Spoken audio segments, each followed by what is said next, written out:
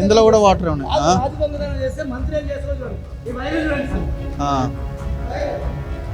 Ceiling కి రావాలి వైర్లు.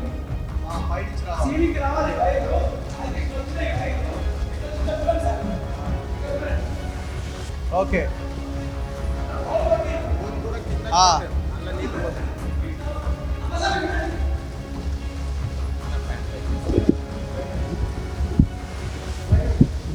ఇక్కడ పార్క్ కానీ కమిటీ హాల్ కానీ ఏదైనా కానీ ఎలక్ట్రిక్ డిపార్ట్మెంట్ ఎంత దుర్మార్గులు అంటే ఇక్కడ ఒక 2 ట్రాన్స్ఫార్మర్లు, ఇక్కడ 2 ట్రాన్స్ఫార్మర్లు, అక్కడ 2 ట్రాన్స్ఫార్మర్లు పెట్టేసారు. అంటే ఎవరు పిల్లలు ఆడుకోనికే లేదు, ఏం లేదు. మొత్తం 14 బ్లాకులకు ఇది ఒక్కటే అనమాట. ఈ ట్రాన్స్ఫార్మర్లు యాక్చువల్గా బయట పెట్టాలి. బయట పెట్టకుండా దీంట్లో పెట్టి ఆడుకున్న ప్లేస్ను కూడా ఖరాబ్ చేసేసారు. అంటే ఇక్కడ ప్లేస్ ఇక్కడ ట్రాన్స్ఫార్మర్ పెట్టి అక్కడేమో వాటర్ సంప్ పెట్టేసారు. అక్కడ ముందర వాటర్ సంప్ పెట్టేసారు. ఇప్పుడు మనం చూడాల్సింది ఏంది, ఏదో పిల్లర్ అన్నారు ఇక్కడ. పిల్లర్ కాదు.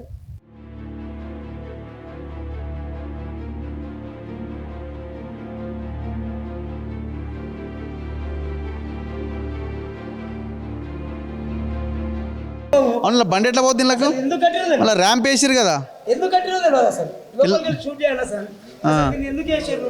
బండ్లు పోవు అంటే ఏం చేయాలో అర్థం కాక వేసేసారు. బస్ ఎవరు అడిగేటోళ్ళు లేడు కదా.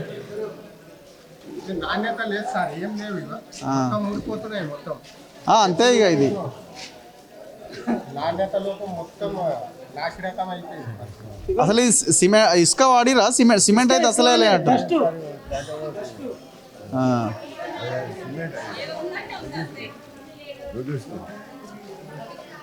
చలో 6th బ్లాక్ లో చూపిస్తా. వైర్లు, కరెంట్ వైర్లు ఎట్లా కట్టిరంటే వీళ్ళు పట్టించుకోలేదు కాబట్టి వాళ్ళు కూడా చేసుకుంటారు.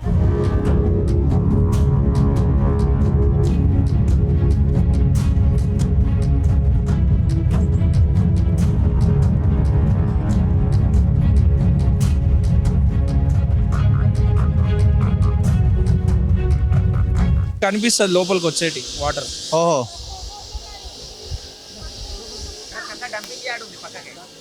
అక్కడ నీళ్ళన్నీ ఊరి ఇంట్లోకి వస్తున్నాయి నీళ్లు. ఇటు నుంచి ఇటు పోవడానికి అని చెప్పేసి కడుతున్నారు. ఎంత లోపలికి తీసినారు? ఇది డెప్త్ ఎక్కువ లేదన్న. ఇది ఉందిగా డబుల్ బెడ్రూమ్ పుట్టింగ్ ఉంటది ఆ లోపల, దానికన్నా ఇది హైట్ లోనే ఉంది.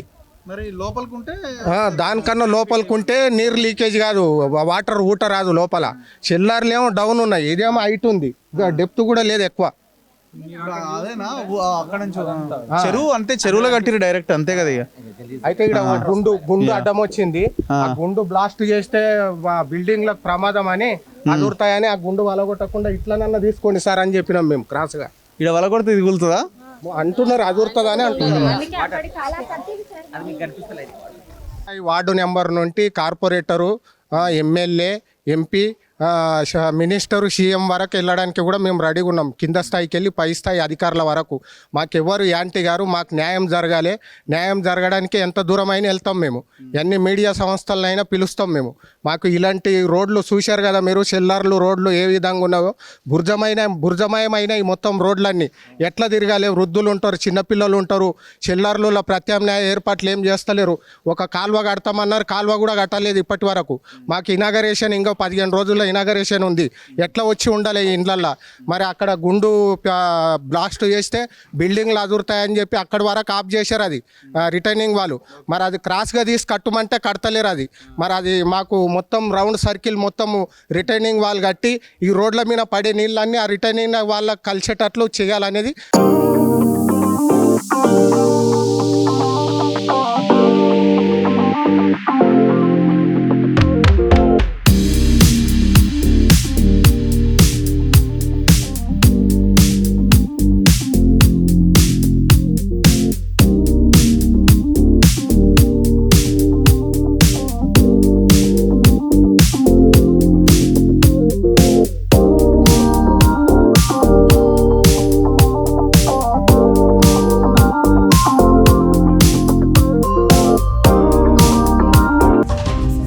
లేదుగా అల్లుడు వస్తే ఎక్కడ అనుకోవాలన్నారు కదా సార్. కొడుకు వస్తే కట్టి 5 years అవుతుంది సార్.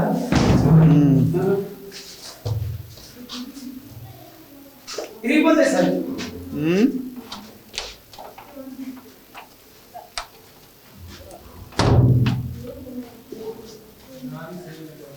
ఉన్నాయా అంటే ఉన్నాయి అంతే. ప్లాస్టిక్ డోర్స్ ఏం లేదు, 2 బెడ్రూమ్లలో 2 సజ్జలు అంతే. ఆహా. ఒక్కొక్క బెడ్రూమ్లో ఒక్కొక్క సజ్జ. చూడండి సార్, బాల్కన్. ఈ గమ్ము ఇది వేసి కింద సెల్లార్లో కలిపి పెడుతున్నారు. ఈ గమ్ పెట్టి ఇదా? Waterproofing waterproofing gum. So ఇది విషయము. మనం పైకి కూడా ఒకసారి వెళ్ళి చూద్దామని వచ్చినాం. అస్సలు క్వాలిటీ లేదు. మనం ఇట్లాంటివి కొన్ని వందల ఇండ్లు చూపించినాం టోటల్ రాష్ట్రం అంతా తిరిగి. సో గవర్నమెంట్ ఇప్పటికైనా ఆలోచించాలి.